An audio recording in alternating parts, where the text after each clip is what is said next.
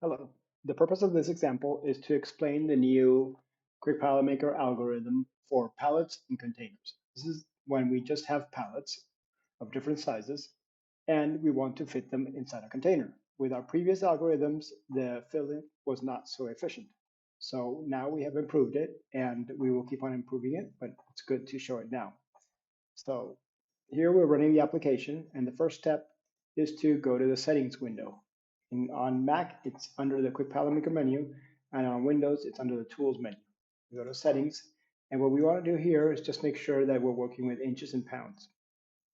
We click on OK, and we go to New Data Sheet, Fill Container, and here we will have our window with which we will work with. So we select the container type. In this case, it's a dry cargo 53 foot. And please note that these are predetermined dimensions, but may not be exactly the ones that you have. If you don't have these dimensions, or you have different internal dimensions, you can change them here in the container, in the standard cases and pallets window, okay? Or you can just create a brand new container, a duplicate container with your own dimensions. The next thing we will do is to select the pallets algorithm from the fill direction menu. Now we can copy the data from the spreadsheet. And here we have the spreadsheet that can be downloaded from the link on the examples page.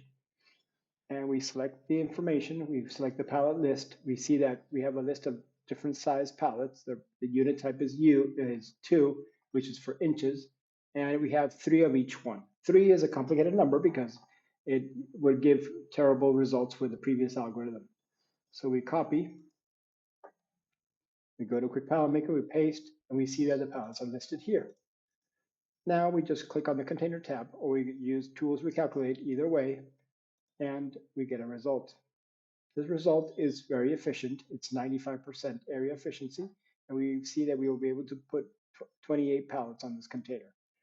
We can click on the tab here, with the checkbox, free drawing checkbox, and we see that we can see a top-down view.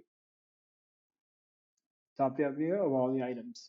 We can also click here on this chevron, and we see all the items here. The ones at the bottom are the ones at last, and we can just scroll up and we see them all. We can also click on this other chevron and we see the second container, because the second container, they also has pallets in it. We can also click on the shipment tab, select the first container and then the second one, and then we see them both. We see that the first one has a weight efficiency of 73%, a volume efficiency of 95%. We can also generate a report by going first to the container section, and we can generate a report by using export, shipment, Excel. Here we can generate a file that we can open later. And it will show the contents of each container. We have 2 tabs, one per container. We have the pallet types that we have. We have 28 pallets, 1 of each. And we have, 3 of each, sorry. And then we have the second container that we also have 14 pallets.